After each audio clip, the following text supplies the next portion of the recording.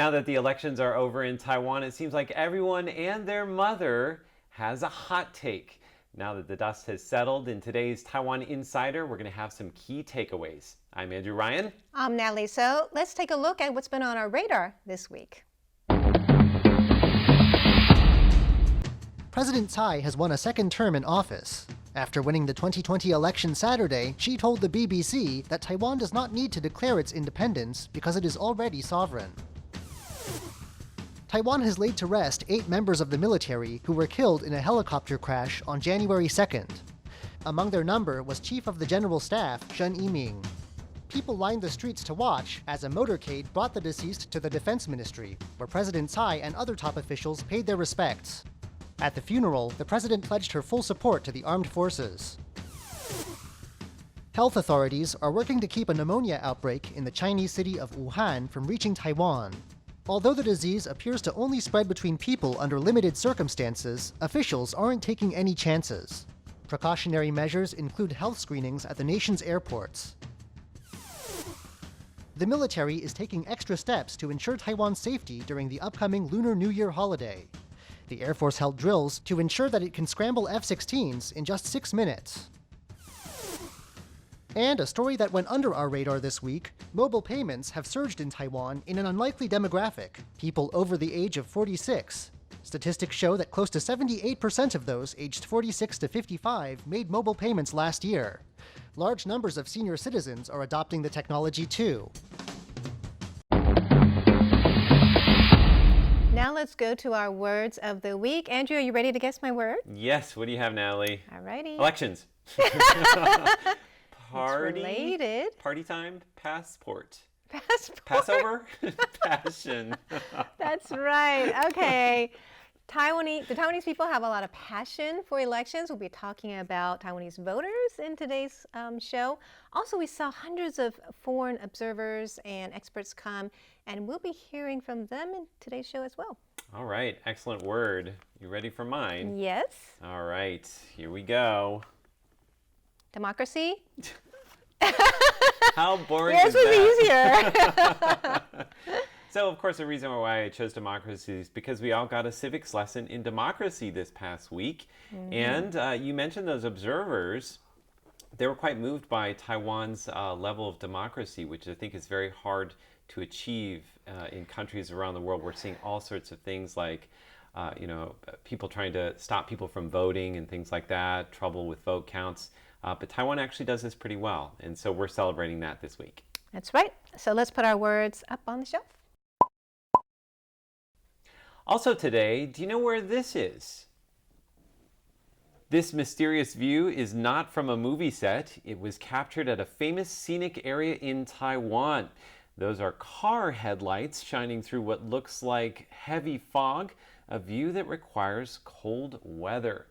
So what is this fog and where in Taiwan is it? We'll have those answers for you at the end of our show. On Saturday, Taiwan re-elected President Tsai and a brand new legislature. Let's take a look at what happened that night. President Tsai Ing-wen was re-elected on Saturday with over 8 million votes. That's a record high for any Taiwan president. Though China cut off official dialogue and stepped up the pressure on Taiwan during Tsai's first term, the people of Taiwan decided to stick with the president who says she won't bow to China's tactics. I, Tsai Ing-wen, have held on. We together have held on to this land of freedom. We have held on to this fortress of democracy. I'm sure that the democratic countries of the world and our friends in Hong Kong will be happy about the decision we made. Am I right? Tsai won 57% of the vote, 1% higher than when she was first elected, and many polls show that she has strong support among young people. He says, of course, Tsai Ing-wen would win because she is steadfast in her principles. This woman says, I'm proud to be Taiwanese. The people of Taiwan have made the right choice. Right after her victory, she held an international press conference, and she had a message for China. Today, I want to once again call on the Beijing authorities to remind them that peace, parity, democracy, and dialogue are the key to positive cross-strait interactions and long-term stable development. Tsai's rival, Kaohsiung Mayor Han Kuo-yu of the Kuomintang, had many devoted fans. He won over 5.5 million votes, nearly 39% of the electorate, while PFP candidate James Sung won just over 4%. After Han lost, he congratulated President Tsai Ing-wen on her victory and called on her to work for the happiness and security of the people of Taiwan.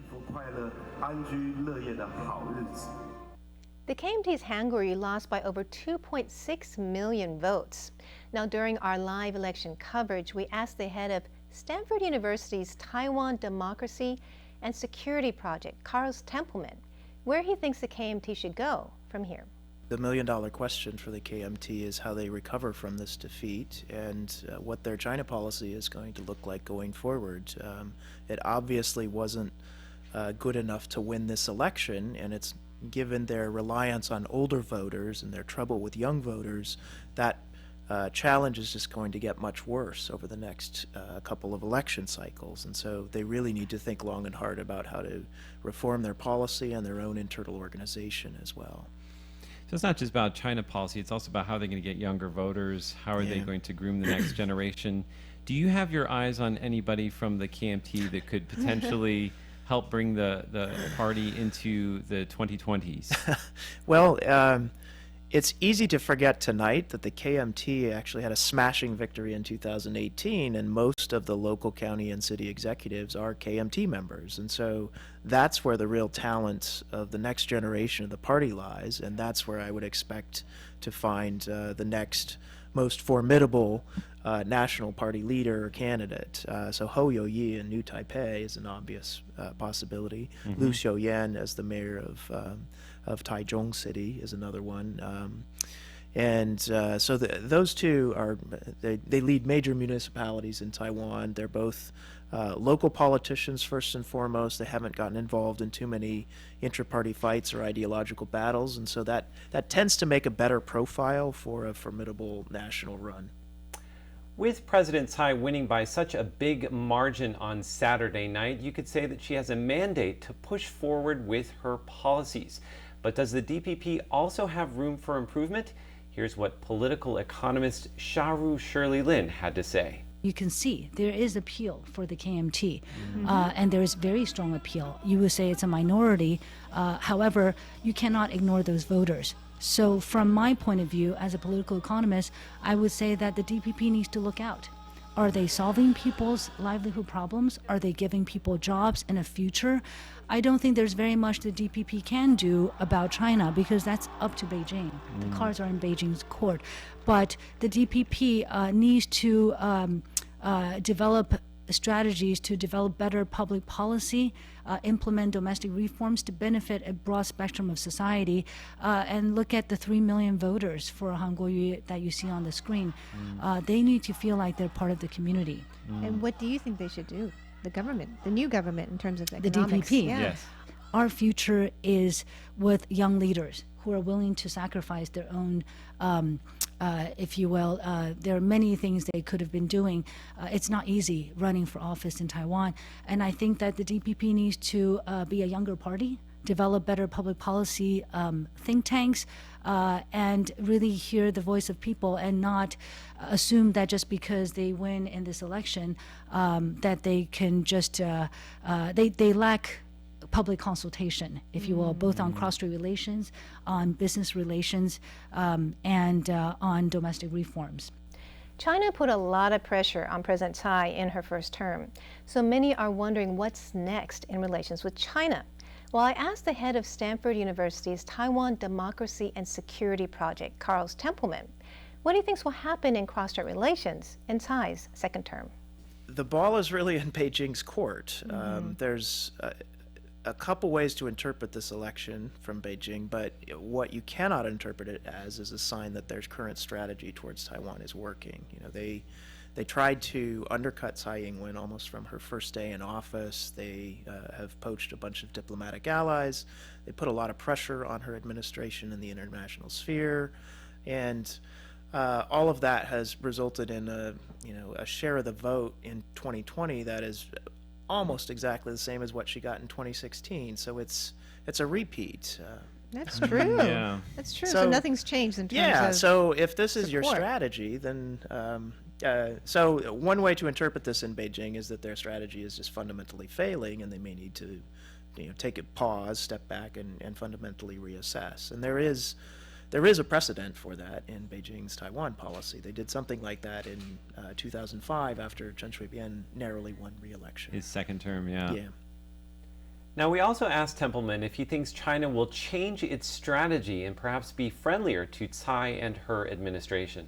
From my perspective, that would be Beijing's smart move, because obviously the DPP is not going away anytime soon. It's who they're going to have to deal with for the next 4 years and maybe beyond that.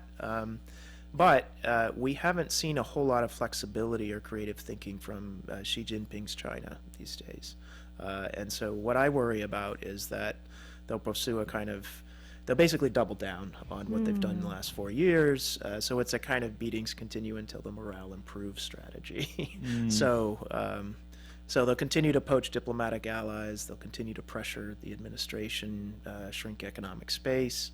There's some actual economic concerns coming up. ECFA, for instance, is set to potentially expire at the end of this year, September of this year. ECFA, Economic Cooperation Framework Agreement? Yeah, so this was an agreement pushed forward by the Ma administration, signed in 2010, that laid a framework for cross-strait economic negotiations.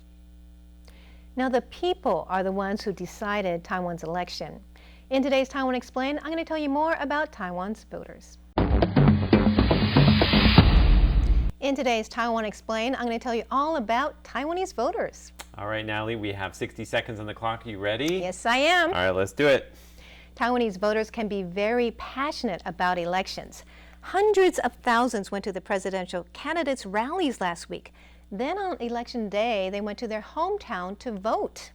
There's no other way to vote. You have to bring your ID and signature chop and go to your assigned voting station between 8 a.m. and 4 p.m. on the day. Even with all that trouble, there's always a big turnout. Taiwan held its first presidential elections in 1996 and 76% voted. Since then, 66 to 83% of the electorate have voted in each election. So how old are voters? Well, you have to be 20 to vote. The biggest group is between 40 to 59 years old at 38%. In this election, younger voters tended to vote for Tsai and older voters for Han. But in the 2016 elections, the most active voters were 55 and over.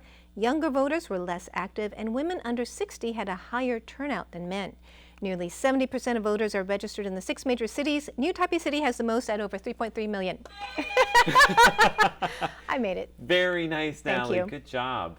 So, Natalie, you are a voter, right? I'm a voter, and it's very easy to vote in Taiwan. You're usually assigned a polling station like within a 5 to 10 minute walk of your home. So you just go there, and the wait this time was just 5 minutes. That's incredible. So usually it's 5 to 20 minutes. It's very simple. Very easy. They make it easy for you. There's tons of polling stations, and so a lot of people are there voting. Now, the voting age is 20, but some people are trying to move it down to 18. Right. Most of the world, 90% of the world, is at 18 years old. So there's good reason for that. And people can drink at 18 here. They can serve in the military. So a lot of people think they should be able to vote, and that would be good for those who appeal to younger voters. So it's still in the legislature. It hasn't gotten much traction yet, but we'll see. Maybe that will happen. They can vote for referendums, though, 18-year-olds. Oh, excellent. Well, thank you very much, Natalie, and that's today's Taiwan Explained. Each week in Taiwan by Number, we share a facet of life in Taiwan by way of some digits, and this week we're going to be talking about Taiwan's legislature. Now, I know it sounds dry, but I promise you this is going to be fascinating. But before we begin, I have to point out the elephant in the room. Both of you are wearing exactly the same color. You look like twins. Twin power. We're teaming up against you. No. Someone said pink in the group chat. I'm a team player, so. Actually, I'm wearing different shades, but it looks the same. Very good, very Yeah. good. Well, We match. sadly, the one thing that I'm very sad to say is there is no pink party in Taiwan's legislature. I do want to start off straight away by showing you a chart of what the current legislature looks like after the elections on Saturday. Let's have a look at that. So you can see there the green seats, that's the DPP, they have a majority, followed by the blue seats, the KMT, and a smattering of other smaller parties, perhaps the most diverse legislature in history here in Taiwan. But I want to focus on the number at the bottom, 113. And so my question for you is, according to the United Nations Development Program, what is the global average for number of parliamentarians or legislators per country? In the States, they have like 400 or something. That's a big country, though. That is a big country. I'm going to say on average, I'm going to go in the middle between the two references I know. I'm going to go 200. 200? Yes. Okay. I'm going to say 120. Let's see what it is. Oh, wow! Good for Okay, Leslie. so 245. Now, I should say that Taiwan didn't always have 113 legislators. That only happened as of the elections in 2008. Now, before that, how many lawmakers were there in Taiwan's legislature? Is it 237 or something like that? 237? I studied this 100. 100? All right, let's have a look at the answer. 225. 225. So essentially what they did was they halved it. But that's actually, the original was closer to the global average of 245. Interesting. Now my question for you is, what is the largest legislative body in the world? Where is it, and how many people does it have? Natalie, go ahead. The United States?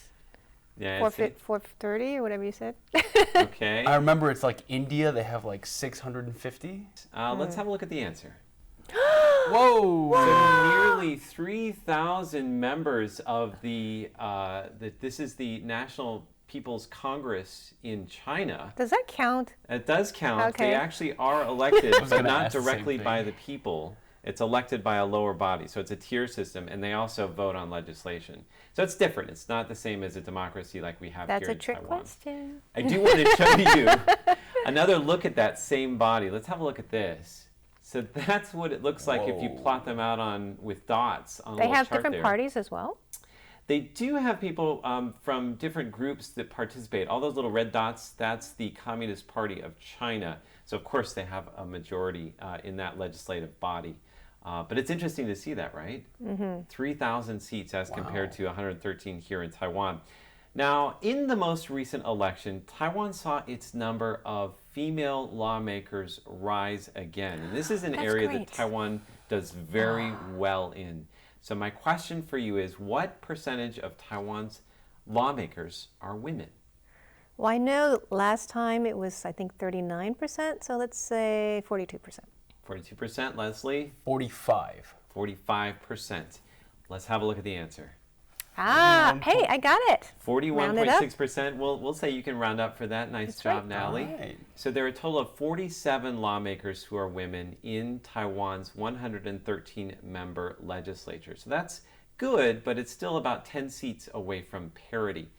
Now I want to tell you a little bit about the woman that we just saw on that slide there. She is the most senior member of the legislature that is a woman. That's Huang Zhaoshun. So I think you maybe have heard of her before.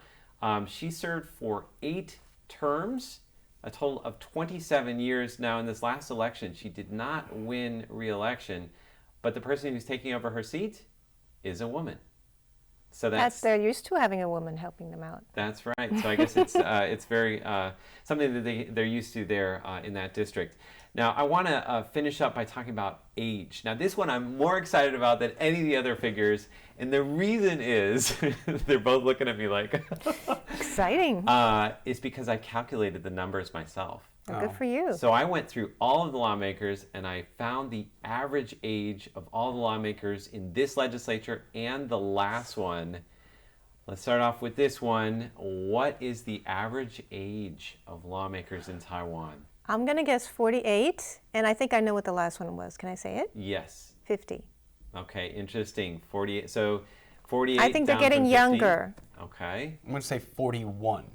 41. Okay, very interesting. Let's have a look at the answer. 52.3. They're getting older 52.3. than last time, right? Actually, no, you were right. This legislature is about 1 year and 7 months younger Oh, then I remember than the the last last one. one So you do wrong. remember it correctly. And of course, this all relies on my good math. So if you have better math, you have a different answer, let me know. I'd be interested to know the answer there. Now, I want to tell you about the guy that we just saw on that slide, Ing-wen.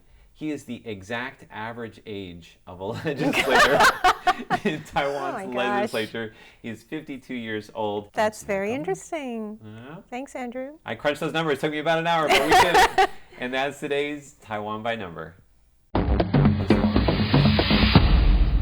This week on Who in Taiwan, I'm going to have Natalie and Andrew guess this patriotic leader.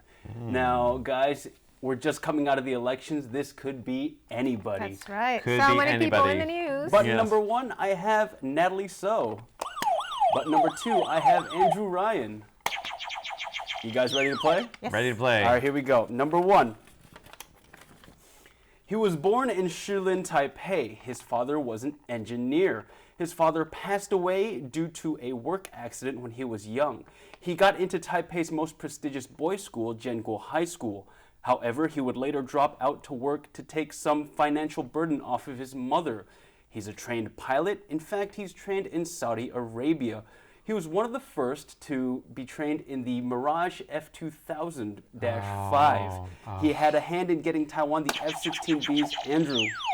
This is the military, one of the guys who died in the Black Hawk accident, General Liu Shi. We're actually Yo. talking about Chief of General Staff Sheng Yes, Yi-mi. that's right. Sheng Yi-min. Oh, man, I got the name wrong. And so this sad. is him. This picture is of him and his family member. And it's kind of unfortunate that we always do Who in Taiwan when someone's passed away, when it's me at least. And I saw the video of his service, and this was it just moved me because we think of military general types as these tough, hardened guys, but here you just see another side of him where he has a family. In fact, this is him in full military uniform, posthumously awarded 1 medal. But during his career in the military, he actually had 3. He got 3 medals, and posthumously elevated to the rank of senior general. So right now you see he's got 3 stars on. This was when he was still in service, and when he was promoted to have a 4-star general by President Ing-wen during the service. Now what happened was, and I want to cover this because we had a lot of election coverage. We didn't really touch on this. So what happened was, a Black Hawk helicopter carrying, I think, 3 crew and 10 passengers took off from Taipei Songshan Air Base, and they were headed to Yilan to do some inspection at a radar. Now, when the helicopter got to around Ulai, it crashed 13 minutes after taking off, and 8 people were unfortunately did not make it. 5 were injured and sent to the hospital. The 8 people I have are here. And among them are about 5 officers, and on the top left you'll see Shen Yiming right there. Wow, so young, some of them. And so tragic. That's I mean, right. people only had good things to say about him. He Yeah. was- You know, what was really striking for me was watching when they had the motorcade through the city, and they had so many cars, and they had people lining the streets. They had people saluting the cars as they went by. It was really moving. What's even more important is that, you know, we're coming out of elections, which is kind of a divisive time for everybody. But you have to remember that when these guys put on the uniform, they fight for country no matter who's in power, no matter who's been elected. So I think this is a great way to salute them and just remember that this kind of happened, and it's a very tragic accident. Thank you so much for that, No worries. Leslie. That's a wonderful Who in Taiwan for this week. This week on #Taiwan Elections. Now, they're funny things because candidates and people like to make a lot of promises and speculations leading up to them. But you know what, guys? Talk is cheap. And that's why the internet exists, for accountability. Take, for example, this guy. His name is He Sen-mo, and there's a Facebook group dedicated to finding him called The Search for He Sen-mo. Why? Well, because he said this. If Tsai Ing-wen can get over 8 million votes, then I'll buy a G pie for every person in Taiwan. Please screenshot this for me. And that's a crazy, chicken that steak. guy. That's right. G pie is kind of like the deep fried chicken cutlet. It's a Taiwanese snack. Everybody loves it. And it's kind of, he kind of used it as a bargaining chip. That's or a lot chip of chicken. sorts. Anyway, that's not important, you guys. The important thing is, do you guys remember how many votes President Tsai Ing-wen got this time? Over 8 million. 8.17 million votes, which means a lot of people are looking for He Sen Mo. For their G pie, their Where's the chicken. G pie? You know what? In fact, even Swedish environmentalist Greta Thunberg is getting in on it by demanding some G pie right now. Anyway, there's so many of these betting things online that I'm only going to cover some notable figures, and I'm going to cover the people who need to pony up. For example, Xie Longjie, this man on the left here, he's a KMT Tainan City Councilor. Now, he made a deal with Xie Zizong, who is a DPP city councilor in Taichung. They said whose party can take 5 seats in this next legislative election, the other person will have to jump into this canal right here in Taichung City. Sounds good. Now, the DPP won 5 seats, and Xie Longjie, actually being a very good sport, he was just like, you know what, promises need to be kept. I will jump into the canal. Very, very nice. Nice. Cool. And the other person that was earlier mentioned in Taiwan by Number by Andrew is Huang Zhaosun. Now, she ran for legislator in Kaohsiung for the KMT, and she said she was so confident in her ability to win, she actually said, you know what, if I don't win, I'm going to jump into Lotus Pond in Kaohsiung City. Now, how did her election go? She Well, didn't guys, win, there's a right? theme here. Have you guys caught on to it? She didn't win. She lost to her DPP opponent, and when it came time to, make good on her agreement, she said, wait, that was just a joke. I'm not really going to do it. Well, I mean, I think she was in office for 27 years. She just assumed she'd be reelected, right? Yeah. When you have that much But momentum, she shouldn't say midterms, Yeah. promises she can't keep or she Yeah. doesn't want to keep. that's why the internet exists. Susan. One final one, and this one might be my favorite. Dan Jin, he's a user on Facebook, he says, if Tsai Ing-wen gets reelected, then I'll jump into the ring with Guanzang without protective gear. Now, I'll remind you guys, Guanzang is Holger Chen. He's a gym owner, he's a prominent online personality, and he's also ex-Special Forces. He looks like this. Now, you might figure why someone wouldn't want to jump into the Oh ring my with him goodness. without protective gear. And you know what? Fun fact, actually, Holger got in on some of the action. He promised to buy 10,000 chicken steaks if Tsai Ing-wen won re-election. And last we heard from them, he was getting them ready. Oh, good for Wow, him. very nice. Leslie Liao with the receipts. That's Thank right. you so much. Yeah. Taking names and making sure everything's good. Awesome. So that's this week's #Taiwan. Now, the elections have taken their toll on Taiwan. It seems like divisions are deeper than ever before. But no matter what candidates you supported, there is actually still something to celebrate this week in Taiwan. Hundreds of foreign journalists and observers came to Taiwan to watch the elections, and Stanford University political scientist Carl Templeman is one of them. He tells us why so many were very impressed. It strikes me every time I come here to observe an election just how good Taiwanese are at elections and how it's actually quite powerful to watch the vote counting. And I have to say, I was part of a delegation just watching the votes come out, and some people got really teary within our own delegation. No, How do you really? mean? Yeah. You were They the were group upset of or happy? observers, no? Yeah, no, we're Yeah. observers. We don't No. really have a direct stake in this, but There was a with after the what's photo. going on in Hong Kong and I the, you know, didn't know. the refusal to allow them to elect their own leadership, the tumultuous politics we have in the United States, the troubles with democracy in the Philippines or in Malaysia or Indonesia or Thailand.